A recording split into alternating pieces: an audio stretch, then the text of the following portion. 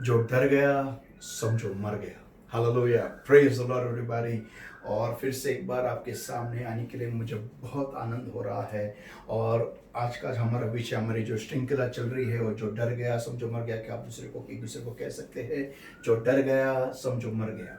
आइए हम इस विषय में जाने से पहले हम दुआ करें और इस वचन के लिए तैयार हो जाएं। Holy Spirit of God, thank you for this time that you given to us. We welcome you, Lord, my God. Lord, welcome in this place, in our hearts, in our lives, and wherever our people are listening right now, Lord, Holy Spirit of God, Thou art welcome. We take charge right now, Lord, and we come against every yoke of darkness, every bondage of the enemy that's holding upon our lives, upon our people, Lord, my God, upon their minds and hearts, Lord. I bind and destroy and comes by the Father, the Holy Ghost, in the name of the Lord Jesus Christ of Nazareth, and I set the people, Lord, my God, free. Get out, God, in Jesus' mighty name. Holy Spirit of God, you take charge right now. Speak to our hearts. We come to you the way we are, but we come to change. Thank you, Lord, for this time that you give it to us.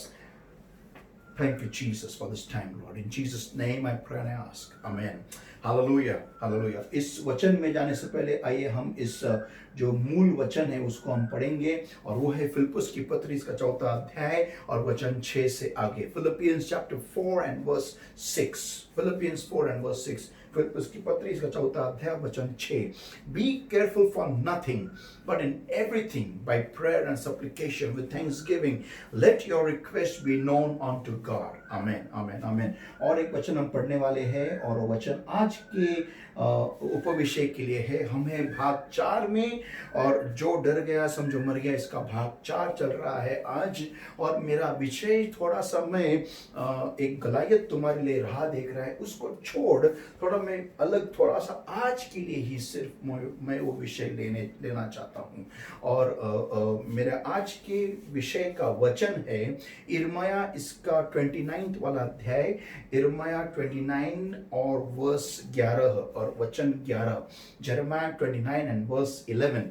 For I know the thoughts that I think toward you, said the Lord, thoughts of peace and not of evil, to give you an expected end. Amen, amen, amen, amen, amen। आइए हम दुआ करें। Thank you, Lord, my God. Holy Spirit of God, thank you for this time. Thank you for coming into this place. Thou art welcome, Lord, my God. Thou art welcome in our hearts, in our lives in a new way today, Lord. You take charge right now. Speak to our hearts, speak to our lives. We come to you the way we are, but we come to change. We come to get a rhema from you, Lord. Speak to us. Thank you, Lord, for this time. In Jesus' name I pray and I ask. Amen. अभी lockdown का तीसरा lockdown चालू है, और सब जगह लोग सहमे हुए हैं, डरे हुए हैं। विशेषकर अभी कोरोना से ज़्यादा नहीं, लेकिन हमारी नौकरी है या नहीं है, आगे क्या होगा, कैसा मार्केट उठेगा कि नहीं उठेगा, क्या क्या होने वाला है हमारे चारों ओर, हमारे फाइनेंशियल आर्थिक स्थितियों में क्या होगा, हमारी तनख्वाह पूरी आएगी नहीं आएगी। बहुत लोगों को आधी तनख्वाह आई है, बहुत लोग डरे हुए हैं, सहमे हुए हैं। इस डरे हुए माहौल में, इस अनिश्चितता का माहौल, क्या अनिश्चितता का माहौल, आज का मेरा उपविषय है, एक दूसरे को कह सकते हैं लॉकडाउन के अंदर। बोले एक दूसरे को, अंडर लॉकडाउन, लॉकडाउन के अंदर, लॉकडाउन खाली बोला एक में कला, लॉकडाउन खाली बोला, लॉकडाउन खाली, हमें लॉकडाउन के अंदर। अभी मेरा जो विषय, जो आज का उपविषय है अंडर लॉकडाउन, ये विषय मैंने विशेष करके क्यों चुना, मेरे को मुझे परमेश्वर ने बताया, विशेष करके बताया कि मेरे लोगों से ये तू बात कर, मेरे लोगों को तू आगाह कर, मेरे लोगों को तू संचालित कर कि वो क्या करे इन दिनों में। आमेन। देखिए, जब हम परमेश्वर में आते हैं तो हम कभी ये सोचते नहीं है कि हमारे जिंदगी में बुरा समय भी आएगा, लेकिन बुरा समय आता है। और बाहरी लोग जो परमेश्वर को नहीं जानते, उनकी जिंदगी में भी आता है, हमारे जिंदगी में भी आता है, लेकिन उनमें हमें यही फर्क है कि हमें चलाने वाला हमारा चरवाहा जिंदा खुदा है। आमेन। और हमें किसी बात की घटी नहीं होती, हमें किसी बात की हानि नहीं होती। अगर हम मौत की चराई में से भी हम गुजरे, फिर भी हम कोई हानि से नहीं डरेंगे, क्योंकि परमेश्वर यीशु मसीह हमारे साथ है। आमेन। यही फर्क होता है दुनिया में और हम में। और इसी फर्क को पहचानते हुए, इसी फर्क को जानते हुए, एक बात मैं आपके सामने बताना चाहता हूँ। देखो, पूरी दुनिया लॉकडाउन में है, लेकिन दुनियाई लोगों में और हम में कुछ तो फर्क होना चाहिए। कोई आमेन बोलेगा? आमेन। यस, कुछ तो फर्क होना चाहिए। दुनिया के साथ में हम लोग भी लॉकडाउन में है। अगर कल को समझो अगर सूरज नहीं होगा तो हमारे ऊपर भी नहीं उगेगा, लेकिन हम में और उनमें कुछ तो फर्क होना चाहिए। जब अंधकार के तराई से हम बाहर निकलते हैं, दुनिया के साथ में पूरी दुनिया इस अंधकार में से जा रही है, और जब अंधकार की तराई में से हम बाहर निकलते हैं तो उनमें और हम में कुछ तो फायदा होना चाहिए, कुछ तो फर्क होना चाहिए। उनके जो लोग यीशु मसीह को नहीं जानते, जो लोग यीशु मसीह के साथ नहीं चलते, उस यीशु मसीह के द्वारा अगुवाई किए नहीं जाते, उनमें और हम में कुछ तो फर्क होना चाहिए। कोई आमीन बोलेगा? आमीन। और वो फर्क ये है कि हमारा इस लॉकडाउन के बाद में फायदा होना चाहिए।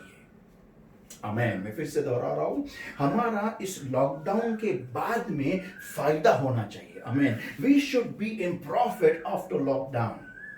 और कैसा होगा ये? आइए मैं कुछ हीरोज को, बाइबल के कुछ हीरोज को मैं आपके सामने रखता हूं, और हम उनकी जिंदगी में से देखने वाले हैं कि परमेश्वर ने जब उनको लॉकडाउन में से लेके गया, कुछ फायदा उनका हो गया, या फिर परमेश्वर की एक योजना थी कि वो कुछ लॉकडाउन में से जाए ताकि वो परमेश्वर की कलीसिया का, लोगों का कुछ फायदा करे। आमीन। और सबसे पहला नाम मेरे ध्यान में आ रहा है, वो है मूसा। बाइबल कहता है कि जब मूसा इज़राइल को चलाने से पहले, इज़राइल की अगुवाई करने से पहले, बाइबल ये कहता है कि 40 साल तक वो फिरौन के महल में रहा, फिरौन के महल में बढ़ा। उसने पूरी की पूरी एजुकेशन वहाँ से ली, उसने वहाँ से उसकी ट्रेनिंग ली। वो मूसा को कभी पानी लाने के लिए जाना नहीं पड़ा, वो खुद उसके सामने पानी आए, उससे बोलता था और उसके लिए पानी हाजिर होता था। उसके कपड़े को उसने कभी धोया नहीं होगा, उसके लिए कपड़े धुल के इस्त्री करके सब कुछ उसके सामने लाके रखे जाते थे, और उसको अलग अलग तरीकों से उसको नहलाया जाता होगा। वो एक राजकुमार था, और एक राजकीय जीवन वो उसकी जिंदगी चल रही थी, और वो एक बहुत ही अलग ही सिचुएशन में मूसा बढ़ रहा था। उसको कुछ काम नहीं, उसको कुछ कभी भी खुद के लिए कुछ काम नहीं करना पड़ा। वो खुद ही लोग उसके चारों ओर सेवक थे, उसके चारों ओर नौकर थे, और वो नौकर उसके लिए उसकी सेवकाई करते थे। लेकिन 40 की उम्र के बाद में हम देखते हैं कि मूसा की जिंदगी में बहुत ही बड़ा पड़ाव आ गया, बहुत ही बड़ा बदलाव आ गया। और पड़ाव ऐसा था कि उसको मिस्र देश से निकलना पड़ा, फिरौन के महल में से निकलना पड़ा, और उसको मरुस्थल में जाना पड़ा। और इस मरुस्थल में जब गया तो उसको कौन सा पौधा खाना है, कौन सा पौधा खाना नहीं है, वो भी उसको ढूंढना पड़ा होगा। शायद कौन से पेड़ के नीचे उसको छांव मिलती है, धूप क्या है, गर्मी क्या है, वो उसको सहन करना पड़ा होगा। हमको ये भी नहीं, ये उसका अंदाज लगा सकते हैं कि कौन से पेड़ से पानी मिलता है, कौन से पेड़ से पानी नहीं मिलता है, कौन सा पानी जहरीला है, कौन सा पानी जहरीला नहीं है, कौन सा पेड़ जहरीला है, वो भी उसको शायद शून्य से स्टार्ट करके सीखना पड़ा होगा। या फिर समझो वो स्टैंडर्ड फर्स्ट में चला गया, उसके जिंदगी के 40वें उम्र में वो पहले स्टैंडर्ड में चला गया। सोचिए ऐसा बदलाव मूसा की जिंदगी में आया। और ये 1 साल के नहीं, 2 साल के नहीं, लेकिन 40 साल तक परमेश्वर ने मूसा को मरुस्थल में लॉकडाउन में रखा। 40 साल तक, 40 साल पहले महल में, उसके बाद में 40 साल लॉकडाउन में। वाह, प्रेज गॉड, हमारा लॉकडाउन 40 साल का नहीं है। हालेलुया। हम तो सिर्फ 2 महीने में खत्म हो गए। हमारा पूरा बैटरी डाउन हो गया। ऐसा लग रहा है क्या करूं और क्या नहीं करूं, कहाँ से किधर भागूं और कहाँ है लोग, कहाँ है वो हमारे मॉल्स, और कहाँ है वो हमारे थिएटर, और कहाँ हमारा चर्च, हमारी कलीसिया, जो लोग हम साथ में मिलते थे, नाचते थे, प्रेस लॉर्ड करते थे। वाह, क्या वो दिन थे। आमेन, आमेन, आमेन, आमेन। क्या शोर मचाते थे हम, क्या धमाल करते थे परमेश्वर के उपस्थिति में। बच्चे जैसे बाप के उपस्थिति में धमाल करते हैं, वैसे ही उसी तरीके से हम परमेश्वर के बच्चे, हम उस कलीसिया में धमाल करते थे। आमेन। दिन, याद करो वो दिनों को। आज हमारा 2 महीना ही हो गया है शायद, और हम जिस तरीके से झपट रहे, जैसे एक मछली पानी के बाहर जैसे आके तड़फड़ती है वैसे और झपटती है वैसे, उसी तरीके से हम भी आपण मन तडफडत आहोत अक्षरशः. पाण्याच्या बाहेर जेव्हा मासा येतो कसा थडपड थडपड थडपड करतो, तसं आपलं चाललेलं आहे. काय करायचं, वैताग आलाय या लॉकडाऊनचा. ऐसा मूसा को परमेश्वर ने 40 साल उस मरुस्थल में लॉकडाउन में रखा. लेकिन क्यों? क्योंकि जिस मरुस्थल में उसको इज़राइल राष्ट्र को 40 साल तक चलाना था, उसको मूसा को वही परमेश्वर ने 40 साल तक उसको वहां पर रखा, उसको ट्रेनिंग दिया, उसको वहां पर लॉकडाउन में रखे, उसको उसके सेवकाई के लिए 40 साल तक उसको वहां पर ट्रेनिंग दी. परमेश्वर के लोगों, आप एक बात सोचो कि अगर मूसा 40 साल तक उस मरुस्थल में ट्रेनिंग नहीं लेता तो इज़राइल राष्ट्र को उसी मरुस्थल में 40 साल तक चला नहीं सकता. जिस जगह पर उसको रहना था 40 साल और उसको वहां पर लोगों को चलाना था 40 साल तक, उसको पहले उन लोगों के पहले उसको खुद को 40 साल तक वहां पर ट्रेनिंग लेनी पड़ी. थोड़ा मुझे परमेश्वर के द्वारा एक बात की स्मरण किया जा रहा है.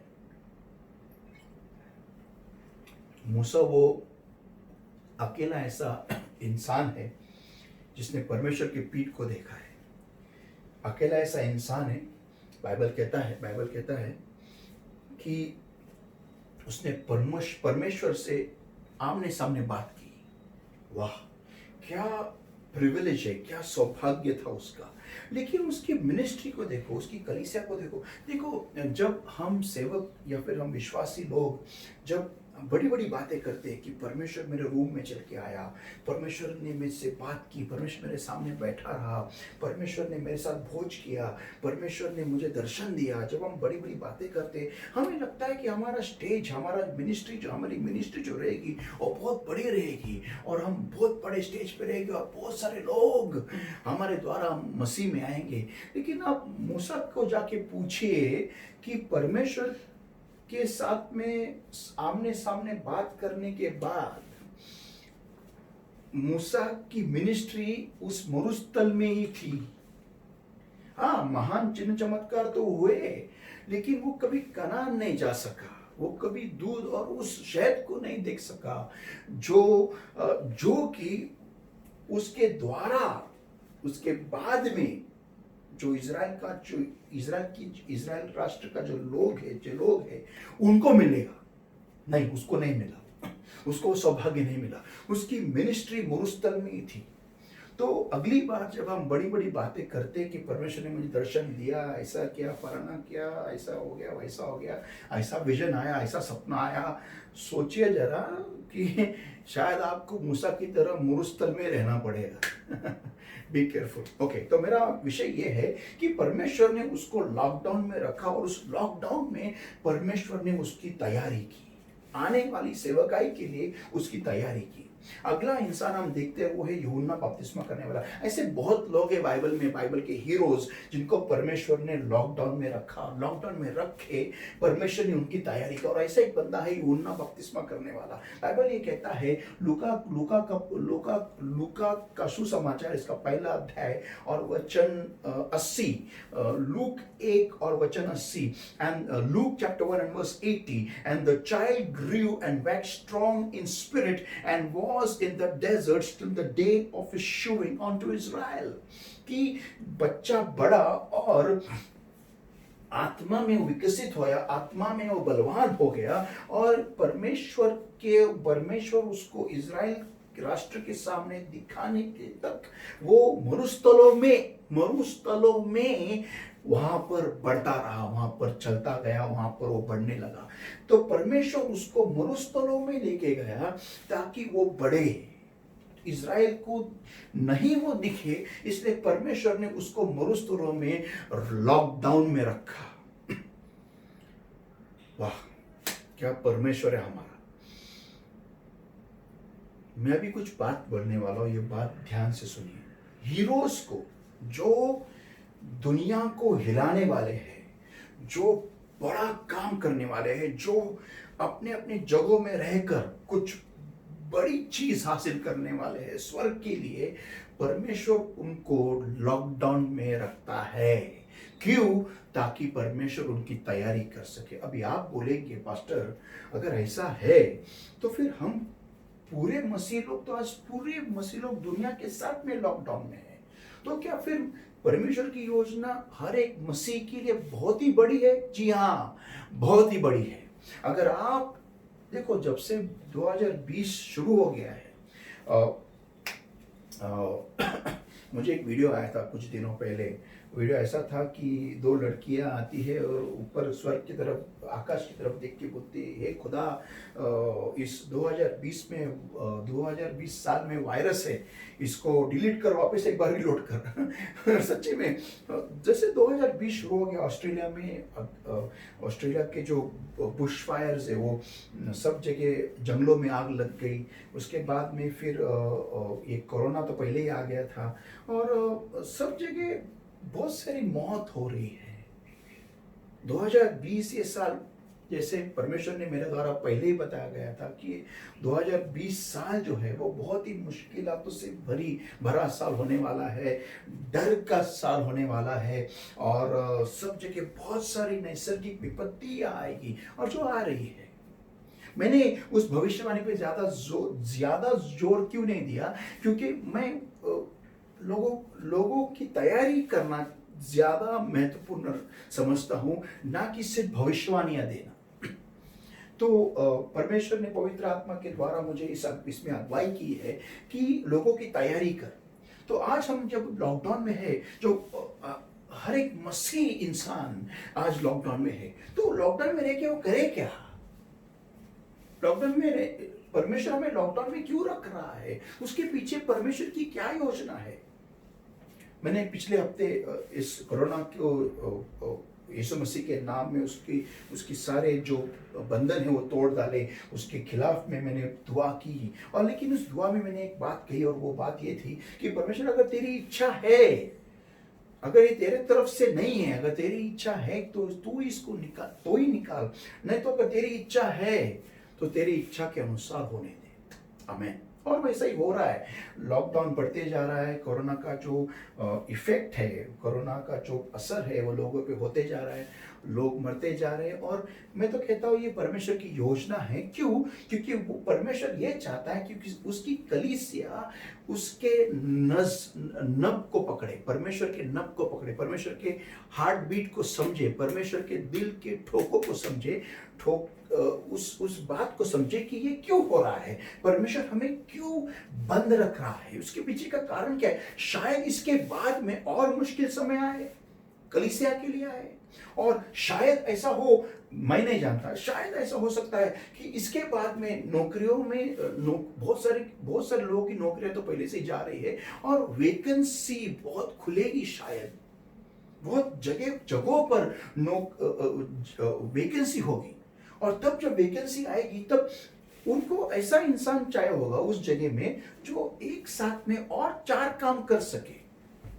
और शायद इस समय में परमेश्वर ये चाहता होगा कि हम वो चीजें सीखें जो हमारे आने वाले नौकरियों के लिए अनिवार्य है, महत्वपूर्ण है। आइए हम और एक बंदे को देखें, और एक हीरो को देखें बाइबल में से, जिसने जब वो लॉकडाउन में था उसने एक साथ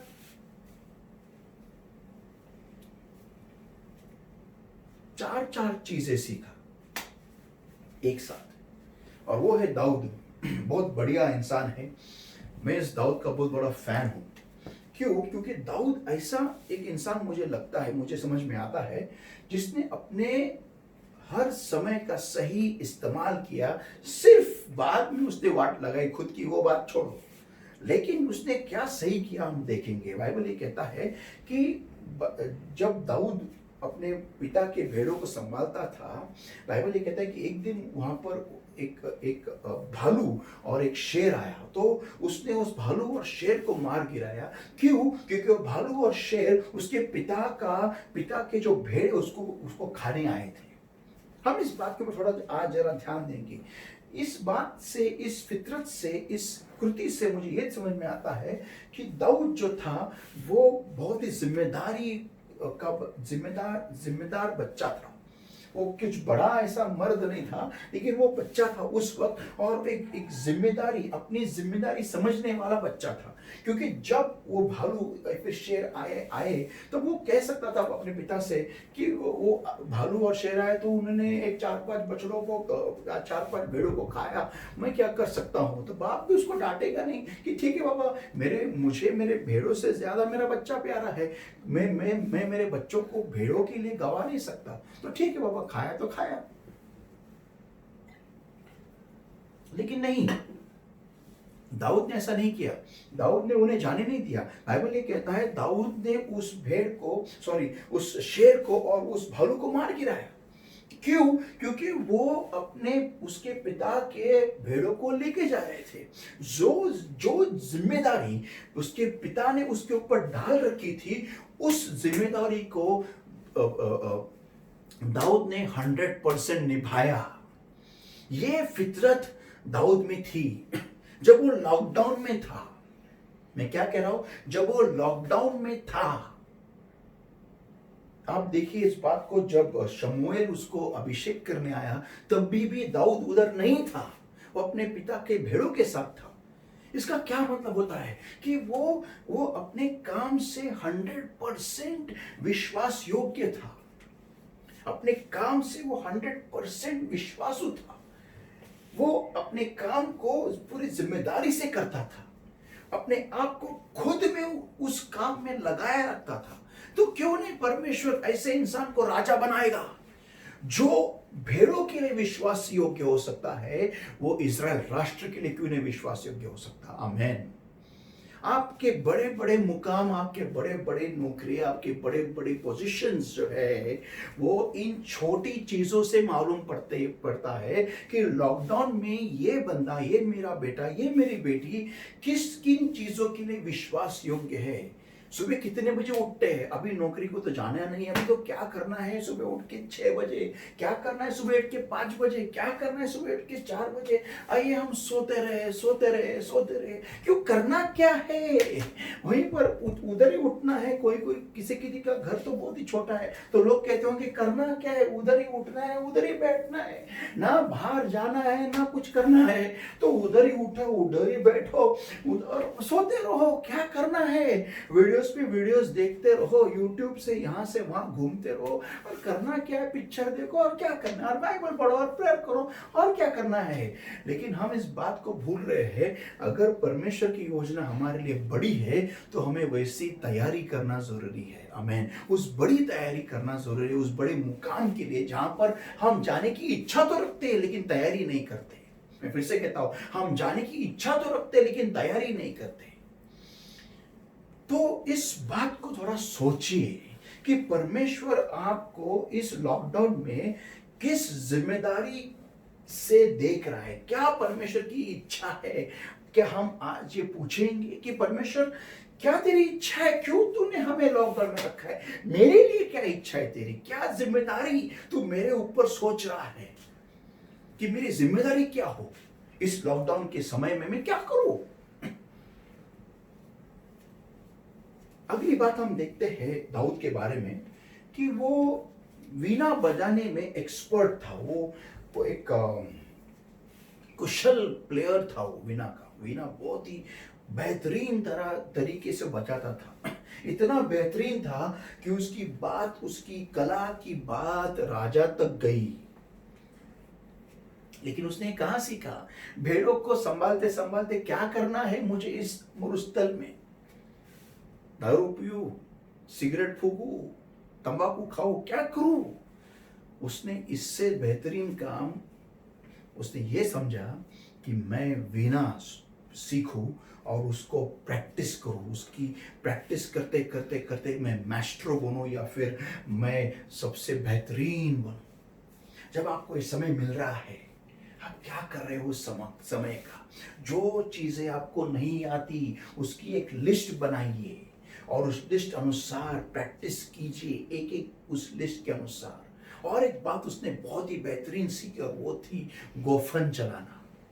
उसने इतनी बेहतरीन, इतनी एक्यूरेसी, इतने बेहतरीनता से वो कोफन चलाना सीखा कि उसने एग्जैक्टली डायरेक्टली गलायत के सिर में पत्थर घुसाया, एक्यूरेट शॉट और फुल पावर में।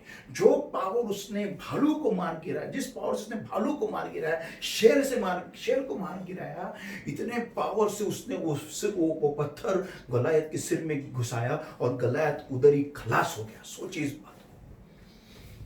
जो चीजें नहीं आती उसकी प्रैक्टिस करो, लिस्ट बनाओ।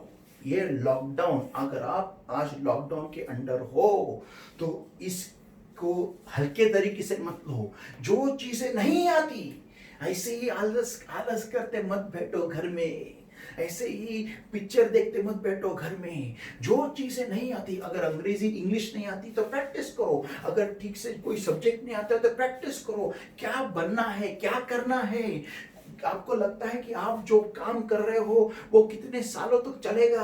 आज सोचिए, ये कोरोना के वजह से बहुत सारे बिजनेसेस बंद पड़ने वाले हैं, बहुत सारे बिजनेसेस ठीक से वापस नहीं चलने वाले पहले जैसे। तो हमें कुछ अलग सोचना है। खुद को ढूंढो, खुद के अंदर ढूंढो। क्या मेरे अंदर गिफ्ट है, क्या मेरे अंदर टैलेंट्स है, बाहर निकालो और सोचो और कुछ प्रैक्टिस करो। वो जो चीजें आपको करनी है, आपको लगता है कि इसमें मुझे टैलेंट है, तो उसको लिखो और उसके ऊपर इंटरनेट पे जाओ और लिखो और प्रैक्टिस करो उसको।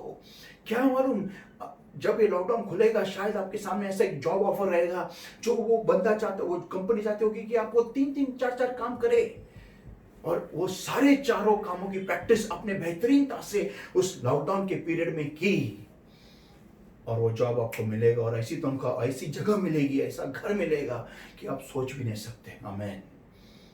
तो परमेश्वर के लोगों, आइए मैं आपको आज उत्तेजित करता हूँ कि खुद को ऐसे रोक के मत रखो।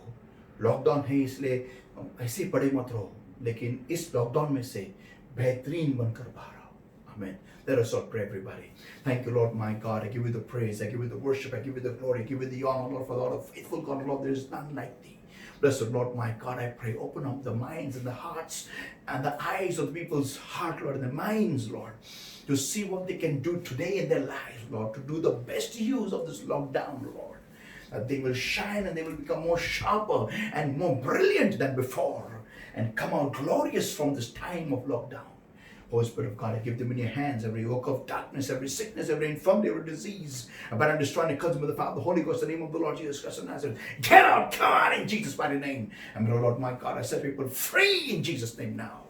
Holy Spirit of God, Lord, welcome.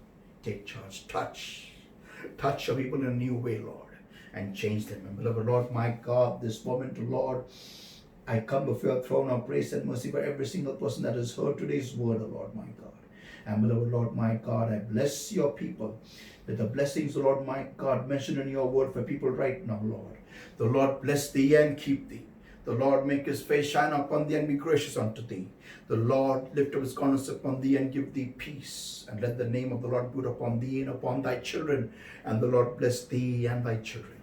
And beloved Lord, I bring the spirit, soul, body, mind, heart, and life. They're going and coming, the job, the businesses, the families, oh Lord, my God, the vehicles, their animals, their household, their areas, everything under the covering of the Lord, but the Lord's all in power of the Holy Ghost. And I pray, Lord, my God, even if people have heard today's word, help the people, Lord, my God, to bring forth today, to bring forth fruit 100-fold according to today's word. In Jesus' mighty name we pray and we ask. Amen. Hallelujah. Praise the Lord. God bless you. और बढ़ते रहिए और इस lockdown का सही इस्तेमाल कीजिए. Praise the Lord.